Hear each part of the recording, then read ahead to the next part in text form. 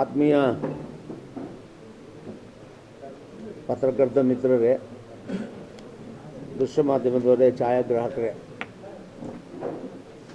ಇವತ್ತು ನಿಮ್ಮನ್ನೆಲ್ಲ ಕರೆದು ಈ ಶಾಸಕರ ಸಭಾಂಗಣದಲ್ಲಿ ಪತ್ರಿಕಾಗೋಷ್ಠಿ ಮೂಲಕ ಒಂದು ವಿಚಾರನ ಹಂಚ್ಕೋಬೇಕು ಅನ್ನೋ ಉದ್ದೇಶದಿಂದ ಈ ಗೋಷ್ಠಿಯನ್ನು ಕರೆಯಲಾಗಿದೆ. ಈ ರಾಜ್ಯದಲ್ಲಿ ನಾವು ಸುಮಾರು 40 ಲಕ್ಷ ಜನ ಇದ್ದೇವೆ. ಕರ್ನಾಟಕದ ಬೆಂಗಳೂರಿನಲ್ಲಿ ಕನ್ನಡ, ತಮಿಳು, ತೆಲುಗು, ಹಿಂದಿ, ಗುಜರಾತಿ, ಮರಾಠಿ ಎಲ್ಲ ಭಾಷೆಯನ್ನು ಮಾತಾಡೋವಂಥವ್ರು. ಯಾಕಂತೇಳಿದ್ರೆ ಭಾರತ ದೇಶದಲ್ಲಿರ್ತಕ್ಕಂಥ ಬಹಳಷ್ಟು ರಾಜ್ಯಗಳ ವಿಶ್ವಕರ್ಮ ಸಮಾಜದವ್ರು ಇಲ್ಲಿದ್ದಾರೆ. ಅವ್ರನ್ನೆಲ್ಲ ಸೇರಿಸಿ ಒಂದು ಸಂಖ್ಯೆ ಎಷ್ಟಿದೆಯಪ್ಪ ಅಂದರೆ ಬೆಂಗಳೂರು ನಗರದಲ್ಲಿ 4 ಲಕ್ಷಕ್ಕಿಂತ ಜಾಸ್ತಿ ಇದ್ದೇವೆ. ರಾಜ್ಯಾದ್ಯಂತ ನಮ್ಮ ಸಮಾಜದವ್ರನ್ನೆಲ್ಲ ಸೇರಿಸ್ಕೊಂಡ್ರೆ ಒಂದು 40 ಲಕ್ಷ ಜನಸಂಖ್ಯೆ ದಾಟ್ತೇವೆ ನಾವು.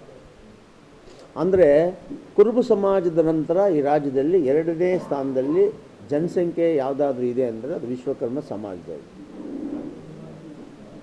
ಆದರೆ ದುರಂತ, ರಾಜಕೀಯದ ನಿರ್ಲಕ್ಷ್ಯತನ ಮತ್ತು ಒಟ್ಟಾರೆಯಾಗಿ ಸಾಮಾಜಿಕ ನ್ಯಾಯದಿಂದ ನಮ್ಮನ್ನು ಹೊರಗಿಟ್ಟಿರೋದ್ರಿಂದ ನಮ್ಮ ಸಂಖ್ಯೆ ಈ ಜಾತಿವಾರು ಜನಗಣತಿ ಮಾಡುವಂಥ ಸಂದರ್ಭದಲ್ಲಿ 8 ಲಕ್ಷಕ್ಕೆ ತಂದು ನಿಲ್ಲಿಸಿದ್ದಾರೆ. ಅಂದರೆ ಇದನ್ನು ಯಾವ ರೀತಿ ನಾವು ಹೇಳ್ಬೋದು ಅಂತ ಹೇಳಿದ್ರೆ, ಒಂದು ಸಮಾಜ ಈ ದೇಶಕ್ಕೆ ಏನೆಲ್ಲ ಕೊಡುಗೆಗಳನ್ನು ಕೊಟ್ಟಿದ್ದರೂ ಕೂಡ ಈ ದೇಶದ ಸಾಂಸ್ಕೃತಿಕ ರಾಯಭಾರಿಗಳು ಅಂತ ಏನು ಕಾಯಕ ಸಮಾಜದವ್ರನ್ನ ಕರೀತಾರೆ, ಆ ಸಮಾಜದವರು ರಾಜಕೀಯ ಪ್ರಜ್ಞೆ ಇಲ್ಲದೆ ಹೋದರೆ, ಸಂವಿಧಾನಬದ್ಧ ಬಾಬಾ ಸಾಹೇಬ್ ಅಂಬೇಡ್ಕರ್ ಕೊಟ್ಟಂಥ ಆ ಅವಕಾಶಗಳನ್ನು ಉಪಯೋಗಿಸ್ಕೊಳ್ಳದೆ ಹೋದರೆ ಎಷ್ಟು ಮಟ್ಟಕ್ಕೆ ಒಂದು ಸಮಾಜ ನಿರ್ಲಕ್ಷ್ಯಕ್ಕೊಳಪಡ್ತದೆ ಅನ್ನೋದಕ್ಕೆ ವಿಶ್ವಕರ್ಮ ಸಮಾಜ ಉದಾಹರಣೆಯಾಗಿದೆ. ಇದು ಒಂದು ರೀತಿಯಲ್ಲಿ ಇಡೀ ಕಾಯಕ ಸಮಾಜಗಳ ಮೇಲೆ ನಡೀತಾ ಇರುವಂಥ ಒಂದು ದೌರ್ಜನ್ಯ. ಸಾಮಾಜಿಕ ನ್ಯಾಯ ಅನ್ನೋದು ಬಾಯಿ ಮಾತಿನಲ್ಲಿ ಬರಬಾರ್ದು, ಕಾರ್ಯರೂಪಕ್ಕೆ ಬರಬೇಕು. ಯಾವ ಸಮಾಜಗಳು ಕಾಯಕವ ವೃತ್ತಿಯನ್ನು ಮಾಡಿಕೊಂಡು ಈ ದೇಶವನ್ನು ಕಟ್ಟಿದ್ದಾರೆ, ಈ ದೇಶಕ್ಕೆ ಅವ್ರದ್ದೇ ಆದಂಥ ಕೊಡುಗೆಗಳನ್ನು ಕೊಟ್ಟಿದ್ದಾರೆ, ಅವರ ಕೊಡುಗೆಗಳ ಮೂಲಕ ನಾಗರಿಕತೆಗೆ ಎಷ್ಟು ಪ್ರಾಧಾನ್ಯತೆ ತಂದುಕೊಟ್ಟಿದ್ದಾರೆ, ಆ ನಾಗರಿಕತೆಗೆ ಬೆಳೆದಂಗೆಲ್ಲನೂ ಕೂಡ ಈ ದೇಶದ ಕೊಡುಗೆಗಳ ಮೂಲಕ ಸರ್ಕಾರ ಆರ್ಥಿಕವಾಗಿ ಎಷ್ಟು ಬಲಿಷ್ಠ ಆಗಿದೆ, ಅಂಥ ಸಮಾಜಗಳನ್ನು ಗುರುತಿಸಿ ಎಲ್ಲ ರೀತಿಯ ಸ್ಥಾನಮಾನಗಳನ್ನು, ಸಾಮಾಜಿಕ ನ್ಯಾಯವನ್ನು ಕೊಡಬೇಕು. ಇವ್ರು ಯಾರು ಕೊಡಲ್ಲ. ಜಾತ್ಯತೀತ ಅಂತಾರೆ, ಜಾತಿಯಲ್ಲಿರೋ ರಾಜಕೀಯನೇ ಮಾಡೋದಿಲ್ಲ. ರಾಜಕೀಯ ಅನ್ನೋದು ಇವತ್ತು ಸೇವಾ ಮನೋಭಾವದಿಂದ ಇಲ್ಲ. ಯಾವ್ಯಾವ ಜಾತಿಗಳು ಈ ಸಮಾಜದಲ್ಲಿ ಬಲಿಷ್ಠವಾಗಿದೆ ಆ ಜಾತಿಗಳಿಗೋಸ್ಕರನೇ ರಾಜಕೀಯ ಮಾಡುವಂಥ ಕಾಲಘಟ್ಟದಲ್ಲೆಲ್ಲ ನಾವಿದ್ದೇವೆ. ಇದು ಹೀಗೆ ಮುಂದುವರೆದ್ರೆ ಏನಾಗ್ಬೋದು ಅಂತ ಹೇಳಿದ್ರೆ ಈ ಕಾಯಕ ಸಮಾಜಗಳು ನಾಶ ಆಗೋಗ್ತವೆ. ಇವತ್ತು ಉದಾಹರಣೆ, ವಿಶ್ವಕರ್ಮ ಸಮಾಜದಲ್ಲಿ 5 ಕಸುಬುಗಳನ್ನು ಮಾಡ್ತೇವೆ ನಾವು. ಚಿನ್ನ ಬೆಳ್ಳಿ ಕೆಲಸ, ಮರದ ಕೆಲಸ, ಕಬ್ಬಿಣದ ಕೆಲಸ, ಕಂಚಿನ ಕೆಲಸ, ಶಿಲ್ಪಿಗಳ ಕೆಲಸ. ಈ 5 ಕೆಲಸಗಳ ಮಾಡೋವಂಥ ನಮ್ಮ ಬದುಕು ಹೇಗಾಗಿದೆ, ವಿಶೇಷವಾಗಿ ಚಿನ್ನ ಬೆಳ್ಳಿ ಕೆಲಸ ಮಾಡೋರ ಬದುಕು ಹೇಗಾಗಿದೆ ಅಂತ ಹೇಳಿದ್ರೆ ಲಿಟ್ರಲಿ ನಡುಬೀದಿನಲ್ಲಿ ಇದ್ದೀವಿ ನಾವು. ಮೊದಲು ಚಿನ್ನದ ಕೆಲಸವನ್ನು ನಾವು ಮಾಡ್ತಾ ಇದ್ದಂಥ ಸಂದರ್ಭದಲ್ಲಿ ಚಿನ್ನದ ಬೆಲೆ ಕಡಿಮೆ ಇತ್ತು. ಈಗ 1 ಗ್ರಾಮ್ 20,000 ರೂಪಾಯಿ ಬರ್ತದೆ, ಎಲ್ಲ ಸೇರಿಸಿದ್ರೆ, ಮೇಕಿಂಗ್ ಚಾರ್ಜು, ವೇಸ್ಟೇಜ್ ಎಲ್ಲ ಸೇರಿದ್ರೆ, ಈ GST 3% ಸೇರಿಸ್ಕೊಂಡ್ರೆ 20,000 ಬರ್ತದೆ. 20,000 ಬರ್ತಾ ಇದೆ ಅಂದರೆ ಯಾರು ತಗೋತಾರೆ? ಈಗೆಲ್ಲ ಕರ್ನಾಟಕ ರಾಜ್ಯದಲ್ಲಿರ್ತಕ್ಕಂಥದ್ದು ಎಲ್ಲ ಜಿಲ್ಲೆಗಳಲ್ಲೂ ಮಲ್ಟಿನ್ಯಾಷನಲ್ ಕಂಪ್ನಿಗಳು ಚಿನ್ನಾಭರಣದ ಅಂಗಡಿಗಳನ್ನು ನಡೆಸ್ತಾರೆ. ಯಾರೂ ಕೂಡ ಅಕ್ಕಸಾಲಿಗರನ್ನ ಕರೆದು ಚಿನ್ನ ಕೊಟ್ಟು ಕೆಲಸ ಮಾಡುವಂಥ ಕಾಲ ಮುಗಿದೋಗಿದೆ. ಆದರೆ ಇದನ್ನೇ ನಂಬಿಕೊಂಡು ಬದುಕ್ತಾ ಇರೋ ನಮ್ಮ ಸಮಾಜದವರಿಗೆ ಸರ್ಕಾರ ಯಾವ ರೀತಿಯಲ್ಲಿ ಅವರಿಗೆ ಪ್ರಯೋಜನ ಮಾಡ್ತಾ ಇದೆ? ಈಗ ಕರೋನಾ ಬಂದಂಥ ಸಂದರ್ಭದಲ್ಲಿ ಅವತ್ತಿಗೂ ಕೂಡ ರಾಜಕೀಯ ಮಾಡಿದ್ರು. ಇದೇ ಸರ್ಕಾರ ಕರೋನಾ ಬಂದಂಥ ಸಂದರ್ಭದಲ್ಲಿ ವಿಶ್ವಕರ್ಮ ಸಮಾಜದ 5 ಜನರ ಹೊರಗಿಟ್ಟು ಬೇರೆ ಬೇರೆ ಸಮಾಜದವರಿಗೆ ಸವಲತ್ತುಗಳನ್ನು ಕೊಟ್ಟರು. ಅವತ್ತು ನಾನು ಹೋರಾಟ ಮಾಡಿದಾಗ ಅದು ನಿಶಬ್ದ ಆಯಿತು. ಆದರೆ ಇವತ್ತು ಇಡೀ ಜಾಗತಿಕ ಮಟ್ಟದಲ್ಲಿ ಚಿನ್ನದ ಬೆಲೆ ಇಷ್ಟೊಂದಿದ್ದು ವಿಶ್ವಕರ್ಮ ಸಮಾಜದ ಚಿನ್ನದ ಕೆಲಸಗಾರರು ನಡುಬೀದಿನಲ್ಲಿ ಇದ್ದರೂ ಕೂಡ ಚಿನ್ನದ ಬಗ್ಗೆ ಕಮೆಂಟ್ಸ್ ಮಾಡ್ತಾ ಇದ್ದಾರೆ ವಿನಃ ಈ ಸಮಾಜದಲ್ಲಿ ನಡುಬೀದಿನಲ್ಲಿ ನಿಂತು ಅನ್ನಕ್ಕಾಗಿ ಹೋರಾಟ ಮಾಡ್ತಾ ಇದ್ದಾನಲ್ಲ ನಮ್ಮ ಸಮಾಜದ ಬಡವ, ಈ ಸರ್ಕಾರ ಏನಾದರೂ ಅವ್ರ ಕಡೆ ಗಮನ ಕೊಡಬೇಕಲ್ವಾ? ಕನಿಷ್ಠ ಅವ್ರಿಗೆ ಊಟದೊಂದು ವ್ಯವಸ್ಥೆ ಮಾಡಬೇಕಲ್ಲ, ಅವ್ರ ಮಕ್ಕಳ ವಿದ್ಯಾಭ್ಯಾಸಕ್ಕೊಂದು ವ್ಯವಸ್ಥೆ ಮಾಡಬೇಕಲ್ಲ, ಕನಿಷ್ಠ ಕೆಲಸ ಮಾಡೋರನ್ನ ಗುರುತಿಸ್ಬಿಟ್ಟು ಮಾಸಿಕವಾಗಿ ಒಂದು 10,000ನೋ 20,000ನೋ ಅವ್ರಿಗೆ ಕೊಡಬೇಕಲ್ಲ. ಯಾವ ಕಾಯಕ ಸಮಾಜದವರು ನಮ್ಮನ್ನು ನೋಡೋದೇ ಇಲ್ವಲ್ಲಪ್ಪ. ಬಾಯಿನಲ್ಲಿ ಹಿಂದುಳಿದ ವರ್ಗ ಸಮಾಜ ಬೆಳಿಬೇಕು ಬೆಳಿಬೇಕು ಬೆಳಿಬೇಕು ಅನ್ನೋಂಥ ಲೀಡರ್ಗಳು ಇವತ್ತು ಚಿನ್ನ ಬೆಳ್ಳಿ ಕೆಲಸ ಮಾಡೋರು ನಡು ರಸ್ತೆನಲ್ಲಿದ್ದಾರಲ್ಲ, ಏನು ಉತ್ತರ ಕೊಡ್ತಾರೆ? ಕೊಡಬೇಕಲ್ಲ ಉತ್ತರ. ಹಾಗಾದರೆ ನಾವು ಈ ವೃತ್ತಿಯನ್ನು ಮಾಡಿ ಈ ದೇಶಕ್ಕೆ ಒಂದು ಗೌರವ ತಂದುಕೊಟ್ಟವಲ್ಲ, ಅದಕ್ಕೆ ಕೊಡ್ತಾ ಇರೋವಂಥ ಪ್ರತಿಫಲನ ಇದು ಈ ಸಮುದಾಯಗಳು, ಈ ಸರ್ಕಾರಗಳು. ಅಲ್ಲದೆ ಒಂದು ಕನಿಷ್ಠ ಪ್ರಜ್ಞೆ, ಕಾಮನ್ ಸೆನ್ಸ್. ಈ ಕೆಲಸ ಮಾಡೋ ಚಿನ್ನ ಬೆಳ್ಳಿ ಕೆಲಸಗಾರರು ಎಲ್ಲಿದ್ದಾರಪ್ಪ? ಅದನ್ನ ಬಗ್ಗೆ ಒಂದು ಚರ್ಚೆ ಮಾಡಲ್ವಲ್ಲ. ಇವತ್ತು ವಿಧಾನಸಭೆಯಲ್ಲಾಗಲಿ ವಿಧಾನ ಪರಿಷತ್ತಲ್ಲಾಗಲಿ ಒಬ್ಬ ಹೇಳ್ತಾ ಇಲ್ವಲ್ಲಪ್ಪ, ಚಿನ್ನ ಬೆಲೆ ಜಾಸ್ತಿ ಆಗಿದೆ, ಆ ಸಮಾಜದವ್ರಿಗೆ ಏನು ಮಾಡ್ತಾ ಇದ್ದೀರಿ ಅಂತ ಒಬ್ಬರು ಬಾಯಿನಲ್ಲಿ ಬಂದಿಲ್ವಲ್ರಿ. ಇದಕ್ಕೆ ಯಾರು ಉತ್ತರ ಕೊಡಬೇಕು? ಯಾರು ಹಿಂದುಳಿದ ವರ್ಗ ಅಂತ ಹೇಳ್ತಾರಲ್ಲ, ಅವ್ರು ಉತ್ತರ ಕೊಡಬೇಕು, ಸರ್ಕಾರ ಉತ್ತರ ಕೊಡಬೇಕು. ಅದಕ್ಕೆ ಈ ಸಮಾಜದ ಮೇಲೆ ಇಷ್ಟೊಂದು ಕೋಪ ಯಾಕೋ ಮರಯ? ಈ ಸಮಾಜದವ್ರು ಏನು ಮಾಡಿದೆ ಈ ದೇಶಕ್ಕೆ, ಏನು ಮಾಡಿದೆ ನಾಡಿಗೆ, ನಮ್ಮವ್ರು ಏನು ಮಾಡಿದ್ದಾರೆ ತಪ್ಪು? ನಿಮ್ಮ ಮನೆಗಳಿಗೆ ನಿಮ್ಮ ಮನೆ ದೇವರುಗಳನ್ನು ಮಾಡಿಕೊಟ್ಟಿರೋ ಸಮಾಜ ಇದು. ನೀವು ವಾಸ ಮಾಡೋದಕ್ಕೆ ಮನೆಗಳನ್ನು ಕಟ್ಟಿಕೊಟ್ಟಿರೋ ಸಮಾಜ ಇದು. ನಿಮ್ಮ ಮಕ್ಕಳಲ್ಲಿ ಬಾಂಧವ್ಯ ಹಂಚೋದಕ್ಕೆ ಚಿನ್ನ ಬೆಳ್ಳಿ ಕೆಲಸಗಾರರು ಮಾಡಿಕೊಟ್ಟಿರೋಂಥ ಸಮಾಜ ಇದು. ಇಷ್ಟೆಲ್ಲ ಮಾಡಿದ್ರು ಒಂದು ಇಷ್ಟೊಂದು ನಿರ್ಲಕ್ಷ್ಯತನ ಮಾಡೋದಾದರೆ ಏನು ಮಾಡೋದು? ನಮಗೇನು ಗೊತ್ತಿಲ್ಲ. ಅದಕ್ಕೋಸ್ಕರನೇ ನಾವಿವತ್ತು ನಮ್ಮ ಸಮಾಜದವ್ರನ್ನೆಲ್ಲ ಕರೆದು ಇದಕ್ಕೊಂದು ಇತಿಶ್ರೀ ಆಡಬೇಕು, ನಮ್ಮ ಜೊತೆ ಕೈ ಜೋಡಿಸ್ಬೇಕು. ಹಿಂದುಳಿದ ವರ್ಗದ ಯಾರ್ಯಾರು ನಿರ್ಲಕ್ಷ್ಯಕ್ಕೊಳಪಟ್ಟಿದ್ದಾರೋ ನನ್ನ ಜೊತೆ ಕೈ ಜೋಡಿಸ್ಬೇಕ್ರಿ. ಇಲ್ಲಾಂದ್ರೆ ನಿಮ್ಮ ಸಮಾಜಗಳಿಗೂ ಒಂದಿನ ಇದೇ ಥರ ಮಸಿ ಬೆಳೀತಾರೆ, ನಿಮ್ಮನ್ನು ಮುಗಿಸ್ತಾರೆ. ಹಿಂದುಳಿದ ವರ್ಗದಲ್ಲಿ 102 ಜಾತಿನಲ್ಲಿ ನಾವಿಷ್ಟು ದೊಡ್ಡ ಜನಸಂಖ್ಯೆ ಇದ್ರೂ ಕೂಡ ನಮ್ಮನ್ನು ನಿರ್ಲಕ್ಷ್ಯ ಮಾಡ್ತಾರೆ ಅಂದರೆ ಅದಕ್ಕೆ ಕಾರಣ ಒಂದೇ, ನಮ್ಮಲ್ಲಿ ಒಗ್ಗಟ್ಟಿಲ್ಲ ಅನ್ನೋ ಅಂಥ ಒಂದು ಆಯುಧವನ್ನೇ ಅವರು ಬಳಸ್ತಾ ಇದ್ದಾರೆ.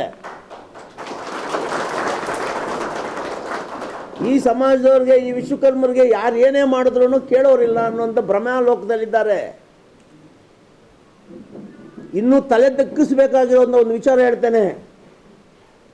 ಇಡೀ ಸಮುದಾಯಗಳು ತಲೆ ತಗ್ಗಿಸ್ಬೇಕಾಗ್ತದೆ. ಇವತ್ತು ಹಂಪಿ ಉತ್ಸವ ಮಾಡ್ತಾರೆ. ಹಂಪಿ ಉತ್ಸವ ಮಾಡಿದ್ರೆ ಅಲ್ಲಿ ಏನಿದೆ ಇವರೇ? ಅಲ್ಲಿ ಏನಿದೆ? ವಿಶ್ವಕರ್ಮರು ತಮ್ಮ ರಕ್ತದಲ್ಲಿ ಕಟ್ಟಿರ್ತಕ್ಕಂಥ ಗುಡಿಗೋಪುರಗಳು, ಆ ಶಿಲ್ಪಕಲೆ ಬಿಟ್ಟರೆ ಏನಿದೆ ಅಲ್ಲಿ? ಮಣ್ಣಿದೆ ಬಿಟ್ಟರೆ. ಅಂಥ ಒಂದು ನಾಡಿನಲ್ಲಿ ವಿಶ್ವಕರ್ಮರೆಲ್ಲ ತಮ್ಮ ರಕ್ತವನ್ನು ಬಸಿದು ಹಂಪೆ ಕಟ್ಟಿದಂಥ ಆ ಜಾಗದಲ್ಲಿ ಒಂದೇ ಒಂದು ಕಡೆ ವಿಶ್ವಕರ್ಮರ ಹೆಸರಿಲ್ವಲ್ರಿ.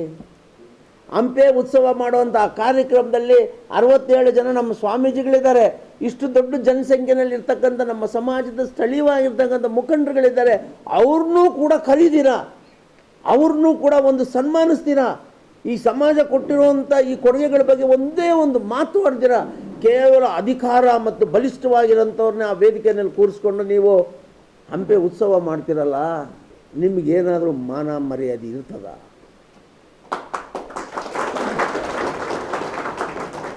ನಿಮ್ಮ ಮನೆಗೆ ದೇವ್ರು ಮಾಡಿಕೊಟ್ಟಿರೋ ಸಮಾಜನೇ ಇದು. ಇಡೀ ದೇಶದ ಗಡಿಗಳಲ್ಲಿ ಗಲ್ಲಿಗಳಲ್ಲಿ ಮಾರಮ್ಮ, ಕಾಳಮ್ಮ, ಬೀರಮ್ಮ ಅನ್ನೋಂಥ ಎಲ್ಲ ಹೆಸರುಗಳ ಮೂಲಕ ನಮ್ಮ ಜೀವನವನ್ನು ತೆಗೆದು ನಿಮ್ಮ ಮನೆ ದೇವರುಗಳನ್ನು ಮಾಡಿಕೊಟ್ಟಿರೋರು ನಾವು. ಆದರೆ ನಮ್ಮ ಸಮಾಜ ಇವತ್ತು ತಬ್ಬಲಿ ಆಗ್ತಾ ಇದ್ರೆ ನೋಡಿ ಸಂತೋಷ ಪಡ್ತಾ ಇದ್ದೀರಾ ಅಂದರೆ ಇದು ನ್ಯಾಯನ ಅಂತ ಎಲ್ಲರೂ ಅರ್ಥ ಮಾಡ್ಕೋಬೇಕು. ಅದಕ್ಕೆ ಈಗ ನಾವೇ ಇವರೆಲ್ಲ ಇವತ್ತು ಹಿರಿಯ ನಾಗರಿಕರು, ಎಲ್ಲ ಸೀನಿಯರ್ ಸಿಟಿಜನ್ಸ್ ಇಲ್ಲಿ ಬಂದಿರೋರು ಒಂದು 500 ಜನ. ನಮ್ಮ ಸಮಾಜಕ್ಕೆ ಇಷ್ಟೊಂದು ನಿರ್ಲಕ್ಷ್ಯ. ಅಲ್ರಿ ನಾನೊಬ್ಬ XMLC ಆಗಿ ನನಗೆ ಇಷ್ಟು ನೋವಾಗ್ತದೆ ಅಂದರೆ ಇನ್ನು ಹಳ್ಳಿನಲ್ಲಿ ಇವ್ರ ಜೀವನ ಹೇಗಿರ್ತದೆ? ಅದಕ್ಕೆ ಇವ್ರುಗಳನ್ನೆಲ್ಲ ಇಟ್ಕೊಂಡು ಬೆಂಗಳೂರಿನಲ್ಲಿ ರಾಜ್ಯ ಮಟ್ಟದ ಹಿರಿಯ ನಾಗರಿಕರ ಸಮಾವೇಶವನ್ನು ಮಾಡ್ತೇವೆ. ಬರೀ ಎಲ್ಲ ನಾಗರಿಕರು, ಹಿರಿಯ ನಾಯಕರು, ಸೀನಿಯರ್ ಸಿಟಿಜನ್ಸ್, ಇವರು ನಮ್ಮ ನೋವು, ಅವರ ನೋವೇನಿದೆ ವೇದಿಕೆ ಮೇಲೆ ಹೇಳ್ತೇವೆ. ಎಲ್ಲರನ್ನೂ ಸರ್ಕಾರದಲ್ಲಿರುವಂಥ ಎಲ್ಲರನ್ನೂ ಕರಿತೇವೆ. ನಮ್ಮ ಕೊಡುಗೆ ಇದು, ವಿಶ್ವಕರ್ಮ ಸಮಾಜದ ಕೊಡುಗೆ ಈ ದೇಶಕ್ಕೆ ಇದು. ನಿಮ್ಮ ಕೊಡುಗೆ ಏನು ಅಂತ ಕೇಳ್ತೇವೆ. ನಿಮ್ಮ ಕೊಡುಗೆ ಏನು? What is your contribution? 3 ಹೊತ್ತು ಊಟ ಮಾಡೋದಕ್ಕೆ ನಮಗೆ ಅವಕಾಶ ಕೊಡದೇ ಇದ್ರೇ ಅದು ಕೊಡುಗೆ ಅನ್ನೋದಾದರೆ ಇದು ನ್ಯಾಯನ ಅನ್ಯಾಯನ ಅಂತ ಅವರೇ ತೀರ್ಮಾನ ಮಾಡಲಿ. ಅಥವಾ ನಮ್ಮ ಸಮಾಜದಲ್ಲಿ ಇರ್ತಕ್ಕಂಥ ಯುವಕರುಗಳು, ಮುಖಂಡರುಗಳು, ಸಂಘ ಸಂಸ್ಥೆಯವರು ಇದನ್ನೆಲ್ಲ ಯೋಚನೆ ಮಾಡಲಿ. ಚುನಾವಣೆಗಳು ಬರ್ತವೆ. ನಾವು ಗೆಲ್ಲಿಸೋದಕ್ಕೆ ಸಾಧ್ಯತೆ ಇಲ್ಲದೆ ಇರಬಹುದು. ನಿಮ್ಮಗಳನ್ನು ಸೋಲಿಸೋದಕ್ಕೆ ನಮ್ಮ ಹತ್ರ ಆಯುಧ ಇದೆ. ಅದನ್ನು ಬಳಸ್ಕೋಬೇಡಿ. ಈ ಸಮಾಜಕ್ಕೆ ಗೌರವನೂ ಕೊಡಬೇಕು, ಸಾಮಾಜಿಕ ನ್ಯಾಯನೂ ಕೊಡಬೇಕು. ಎಲ್ಲರೂ ಬಾಳುವಂಥ ಸರಿಸಮವಾದಂಥ ಹಕ್ಕುಗಳು ಕೂಡ ನಮ್ಮ ಸಮಾಜಕ್ಕೆ ಸಿಗಬೇಕು. ಇದು ಎಲ್ಲಿವರೆಗೆ ನೀವು ಕೊಡೋದಿಲ್ವೋ ಅಲ್ಲಿವರೆಗೆ ಹೋರಾಟ ಮುಂದುವರಿತದೆ. ಒಂದು ವೇಳೆ ಹಿರಿಯ ನಾಗರಿಕರ ಈ ಸಮಾವೇಶ ಆದ ನಂತರನೂ ಇವರು ಹೀಗೆ ಇದ್ದರೆ ಇಡೀ ದೇಶ ತಲೆ ತಗ್ಗಿಸುವಂಥ ವಿಚಾರ ಎತ್ಕೊಂಡು ಬೀದರಿಂದ ಬೆಂಗಳೂರವರೆಗೂ ನಾನೇ ಪಾದಯಾತ್ರೆ ಮಾಡ್ತೇನೆ. ನಾವೇನು ನಿಮ್ಮ ಆಸ್ತಿ ಕೇಳಲ್ಲ, ನಿಮ್ಮ ಅಧಿಕಾರ ಕೇಳಲ್ಲ, ಏನು ಕೇಳಲ್ಲ. ಸಾಮಾಜಿಕ ನ್ಯಾಯ ಕೊಡಿ. 1977ರಲ್ಲಿ ಆವನೂರು ಆಯೋಗದವರು ನಮ್ಮ ಸಮಾಜವನ್ನು ಪರಿಶಿಷ್ಟ ಪಂಗಡಕ್ಕೆ ಸೇರಿಸುವಂಥ ಅರ್ಹತೆ ಇದ್ರೂ ಕೂಡ ಹಿಂದುಳಿದ ವರ್ಗದಲ್ಲಿ ಹಾಕ್ಬಿಟ್ರು. ಅದು ತಪ್ಪಾಗಿದೆ ಅಂತ ಹೇಳಿ ಸರ್ಕಾರದಿಂದ ಕುಲಶಾಸ್ತ್ರ ಅಧ್ಯಯನವನ್ನು ಮಾಡಿಸಿ ಮತ್ತೆ ನಮ್ಮ ಸಮಾಜಕ್ಕೆ ಪರಿಶಿಷ್ಟ ಪಂಗಡದ ಸವಲತ್ತುಗಳು ಬೇಕು ಅಂತ ನಾನು ಕುಲಶಾಸ್ತ್ರ ಅಧ್ಯಯನ ಮಾಡ್ರಪ್ಪ ಅಂತ ಕೊಡಿಸಿದ್ರೆ ಆ ಪ್ರೊಫೆಸರ್ ನಂಜುಂಡವರು ಬರೀತಾರೆ ಅವ್ರ ವರದಿನಲ್ಲಿ, ಕುಲಶಾಸ್ತ್ರದ ಅಧ್ಯಯನ ನಾವು ವರದಿ ಮಾಡಿದ್ವಿ, ಈ 5 ಕಸಬು ಮಾಡುವಂಥ ಈ ಸಮಾಜ, ವಿಶ್ವಕರ್ಮ ಸಮಾಜದ ಯಾವೊಂದು ಲಕ್ಷಣಗಳು ಕೂಡ ಗುಡ್ಡಗಾಡಿನಲ್ಲಿ ಇದ್ದರು ಅನ್ನೋಂಥ ಅಂಶ ನನಗೆ ಕಾಣಲ್ಲ ಅಂತ ಬರೀತಾನೆ ಪುಣ್ಯಾತ್ಮ.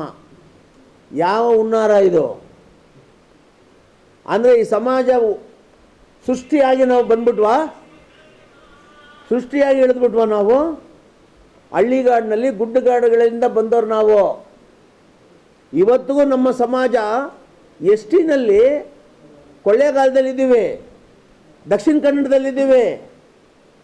ಅವರೇ ಬೇರೆ ನಾವೇ ಬೇರೆನಾ? ನಮ್ಮ ಸ್ಥಿತಿಗತಿಗಳು ಅವ್ರದ್ದೇ ಬೇರೆ ನಮ್ಮದೇ ಬೇರೆನಾ? ನಮ್ಮ ಆಚರಣೆಗಳು ಅವ್ರದ್ದೇ ಬೇರೆ ನಮ್ಮದೇ ಬೇರೆನಾ? ಎಲ್ಲ ಬಡವರಕ್ಕನೇ ನಾವು. ಬಡತನ ರೇಖೆಗಿಂತ ಕಡಿಮೆ ಇದ್ದೇವೆ ನಾವು. ಇಷ್ಟೆಲ್ಲ ಅಂಶಗಳಿದ್ದರೂ ಆ ಕುಲಶಾಸ್ತ್ರ ಅಧ್ಯಯನ ಬರೆಯೋರಿಗೆ ಪರಿಜ್ಞಾನನೇ ಇಲ್ದಿರ ಅದು ಯಾರ ಮಾತು ಕೇಳಿದ್ರು, ಯಾರು ಒತ್ತಡದಲ್ಲಿ ಬಿದ್ದರೋ, ಅಥವಾ ಯಾರು ಹೋಗಿ ಅವರಿಗೆ ಇವ್ರನ್ನ ಈ ವಿಶ್ವಕರ್ಮರನ್ನ ನಮ್ಮ ಪರಿಶಿಷ್ಟ ಪಂಗಡಕ್ಕೆ ಸೇರಿಸಬಾರ್ದು, ಅವರು ಅಲ್ಲೇ ಇದ್ದುಕೊಂಡು ಅಷ್ಟೊಂದು ಸೃಷ್ಟಿಗಳನ್ನು ಮಾಡ್ತಾರೆ, ಇಲ್ಲಿ ಬಂದು ನಮ್ಮನ್ನೇನಾದರೂ ಮಾಡಿಬಿಡ್ತಾರೆ ಅನ್ನೋಂಥ ಒಂದು ಹುನ್ನಾರ ಇಟ್ಕೊಂಡು ನಮ್ಮನ್ನು ದೂರ ತಳ್ಳಿದ್ರು. ಯಾಕಪ್ಪ?